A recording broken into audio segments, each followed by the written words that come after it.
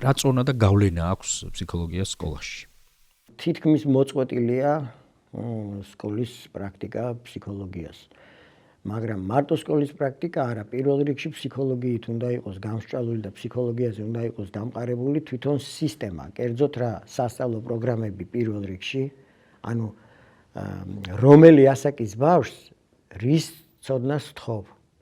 აქ უკვე არის გადამწყვეტი არის პირდაპირ ის კანონზომიერებები, რომელიც ფსიქოლოგიაშია დაადგენილი, რომლის გადახვევა უბრალოდ არ შეიძლება. როგორ შეიძლება შენ მოსთხოვო ბავშვს რაღაც ასაკში ის, რისთვისაც მისი აზროვნება ჯერ არ არის მზად.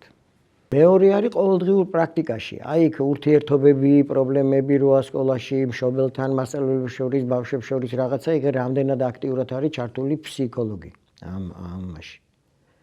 და რამდენად ჩართულია კიდე საგაკვეთილო პროცესში თვითონ.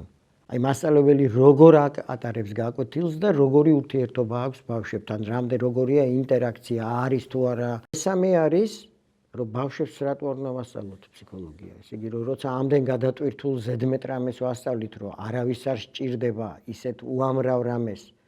და ამ დროს ფსიქოლოგიაში ისეთ საკითხებია, რომ ყოველდღიურ ცხოვრებაში რომ ადამიანისთვის საჭიროა. ეს არის ძალიან სერიოზული და კაბედული იდეა, რომელსაც მე სრულიად მხარს უჭერ და თუ შეიძლება ოდნავ რომ გავშალოთ ეს თემა. ბავშვებს რა სახით, რა ფორმით, რა პროცესებით შეიძლება დავეხმაროთ